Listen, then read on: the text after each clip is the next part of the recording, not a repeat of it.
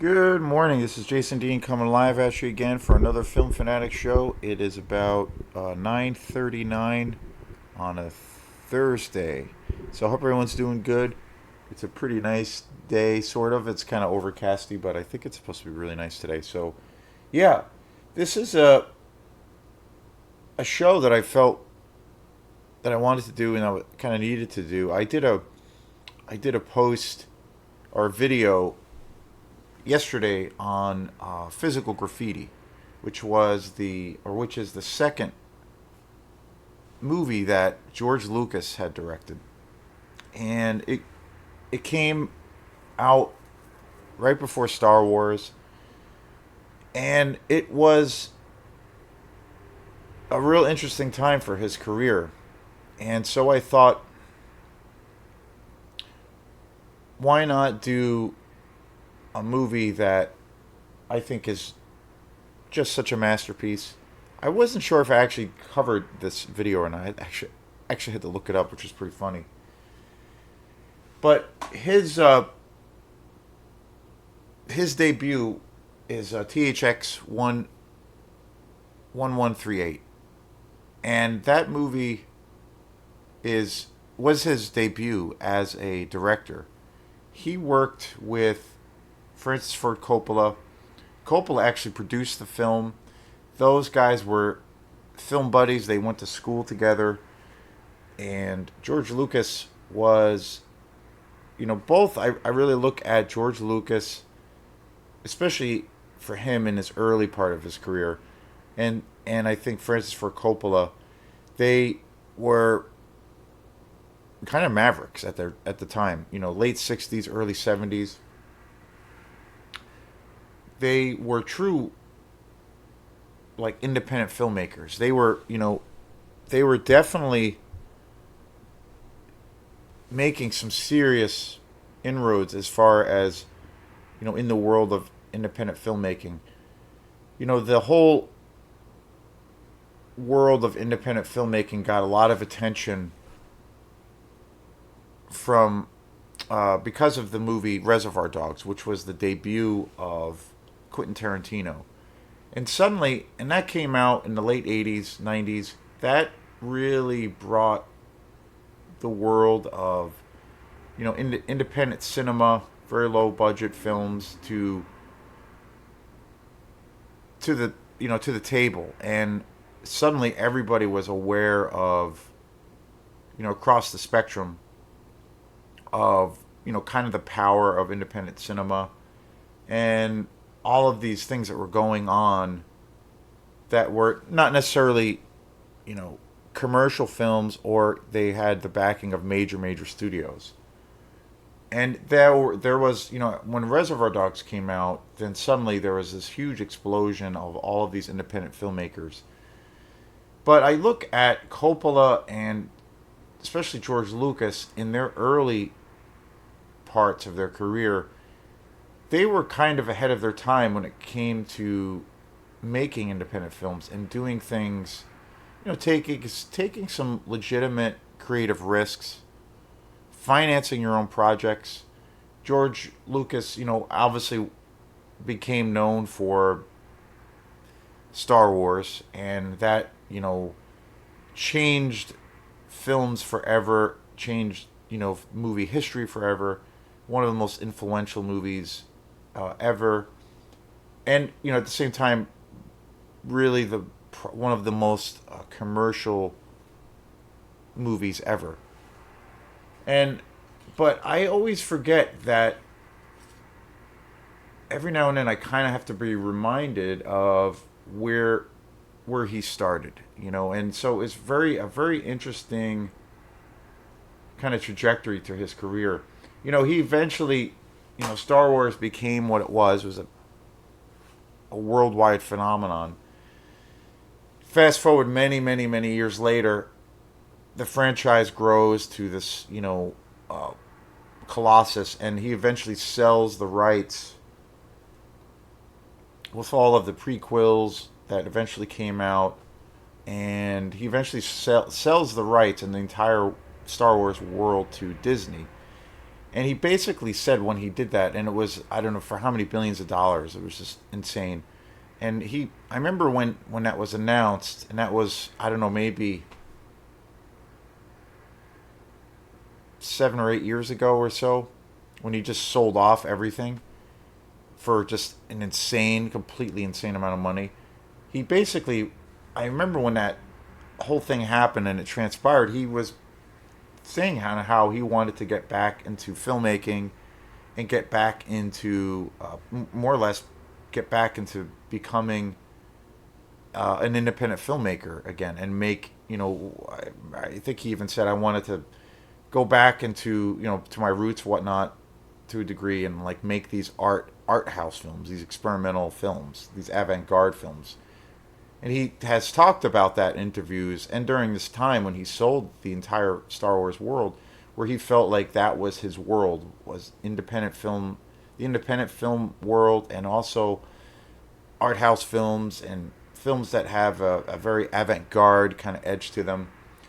And it's been, quite a few years since he sold the franchise, and there hasn't been a peep from George Lucas since then. And he's getting up there in age, and there hasn't been any, as far as I know, there hasn't been anything done as far as that goes. There no information or news of him actually going back into filmmaking, and I feel like it's probably at this point it's probably not going to happen. And I had a sense of when he sold off the entire Star Wars world that he was going to, retire.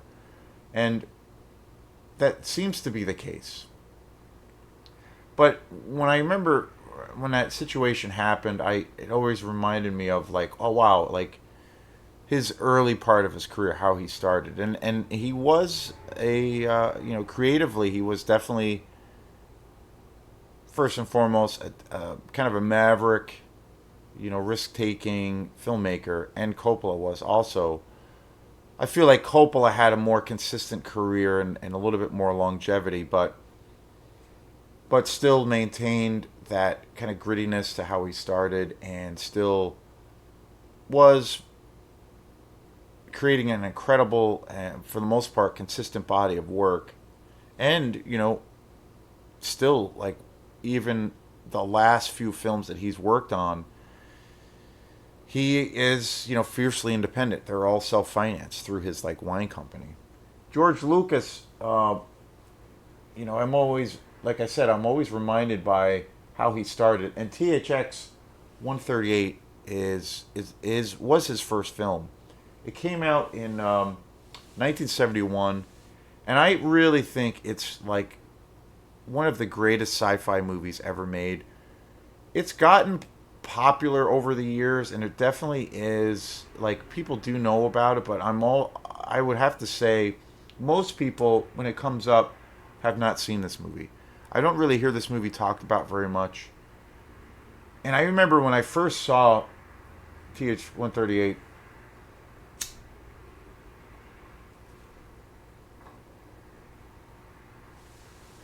I was really taken aback. I was really blown away that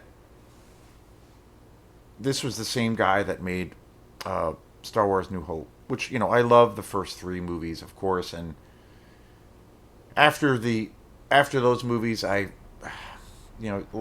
could be a whole separate show. But they're iconic, and they're in my DNA like they are for millions and billions of other people. Um, but I was blown away that he made this movie, THX 1138, because it's such a gritty, dystopian, futurist sci-fi movie. It's incredibly dark. It's pretty dismal. It's actually a very depressing movie, but it's got amazing action. The whole theme of the story is basically it's set in it's a futuristic film, and it's set to where the entire population is controlled by the government, and through the use of this like medication that basically keeps people in line and in step, and more or less eradicates people being individuals, people questioning anything, and where everybody is essentially in step with like the social norm at the time. And people work these incredibly intense factory jobs, and they're all controlled by the government. And suddenly there is a shift. There is a, kind of more or less like a savior figure played by Robert Duvall, who essentially like breaks free, wants to break free from this dystopian society. The cast is amazing for this film. Maggie McComey is also in this film. Don Pedro Colley, Donald Pleasance is in this film, and he's really amazing. I always forget that Donald Pleasance is in this film. Sid Haig is in this film. One of the most iconic actors.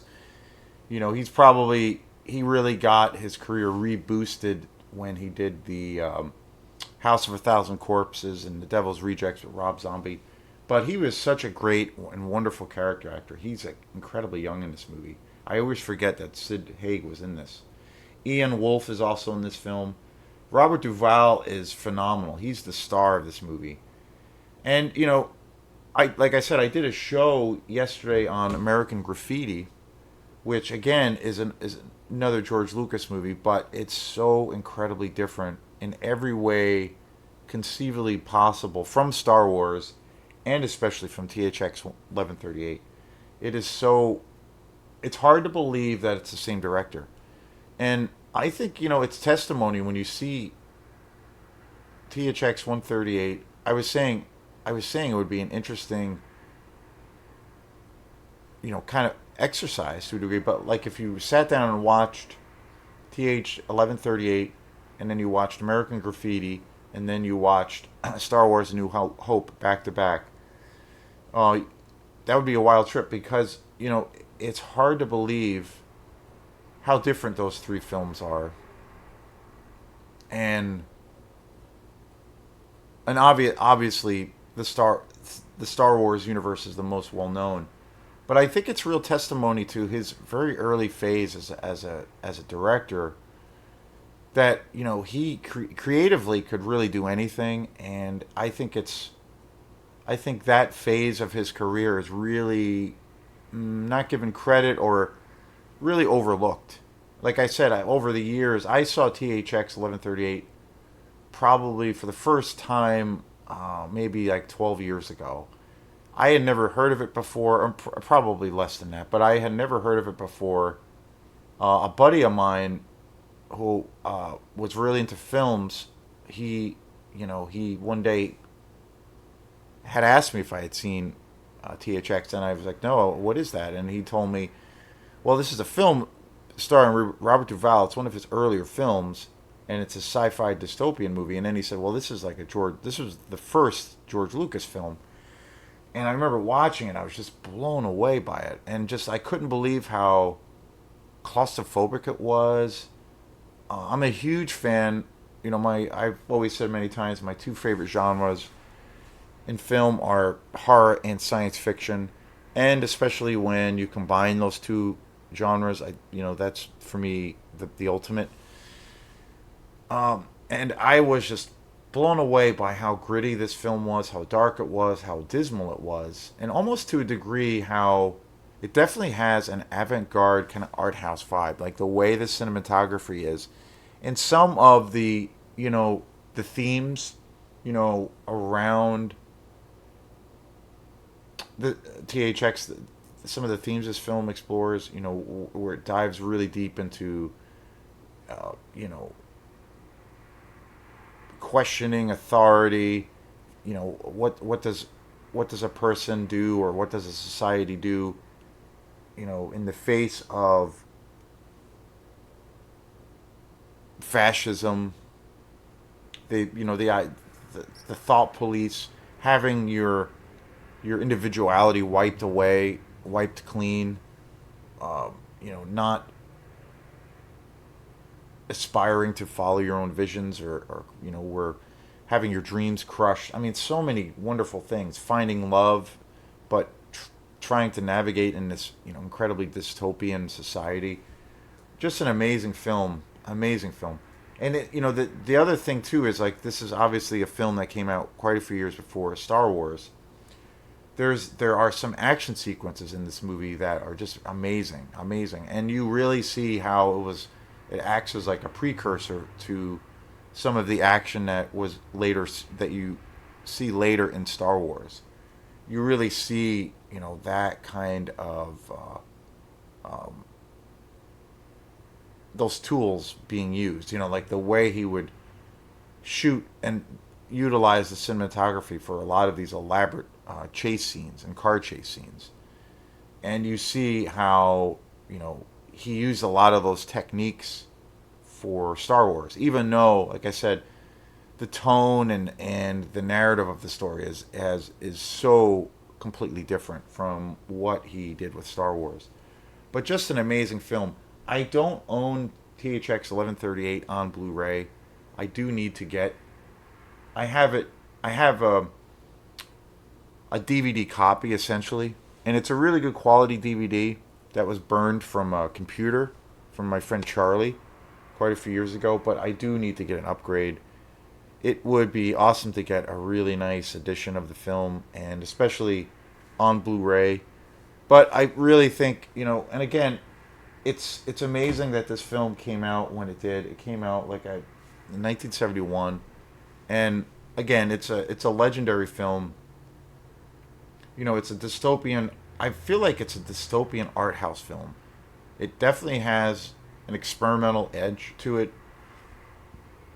Beautiful cinematography, amazing action, super dark. Definitely a depressing film, but amazing, amazing. I think it's one of, I mean, for my money, I think it's aside from the obvious Star Wars thing, but for my money, I think it's the best thing that George Lucas has ever been involved in. And getting back to when he sold off the entire Star Wars world, I kind of thought for a second, well, maybe he was gonna, when he mentioned and had said that he was gonna go back into trying to make films like that again. It kind of rekindled my interest of THX, and I remember watching it again, and I thought, wow, that could be interesting if he kind of goes back into this world of where he's like taking some really creative risks again, and with that wearing that independent filmmaker hat, I wonder if that would happen. That would be interesting after all of these, so many years have gone by, and obviously that didn't happen, but I still think for what George Lucas has done, and he's done other movies also, but I feel, he was involved with the Indiana Jones series and a few other films as a director, but I really think that, you know, um, THX is my favorite film of his. And, in all of his films, I think it's probably the least talked about. It should be out there a little bit more, especially, with science fiction being as popular as it is. It's always been so popular, and even now. But, and, the, how George Lucas's name is, just so a part of our culture. But amazing film, and I highly recommend if folks out there haven't um, seen this film. It's an amazing film. I think it's a masterpiece, and so it's my favorite thing that George Lucas has done, and it's a very interesting contrast in style. Like, you'll see. I think through the, like I said, the action sequences and some of the shots, the way some of the scenes are set up, you can see, oh wow, like he really use these kinds of techniques for Star Wars. Other than that, story wise, narrative wise, and the tone is, not even close to what Star Wars is. But amazing film. And I figure I wanted to. The reason I did this show was because I did a show on American Graffiti by by George Lucas, and I that came out in '73. And I thought when I first started putting together the info to do the show, I was in the mindset like, oh wait, no, this was his first film. But then I realized, oh no, no, it's not. Actually, THX 1138 did, and I was like, started thinking about that film again, and just was like, such an amazing movie. So that kind of spurred my interest in doing a show on this incredible movie. So if you get a chance, please see it. It's a sci-fi masterpiece, and we will see you next time. Peace.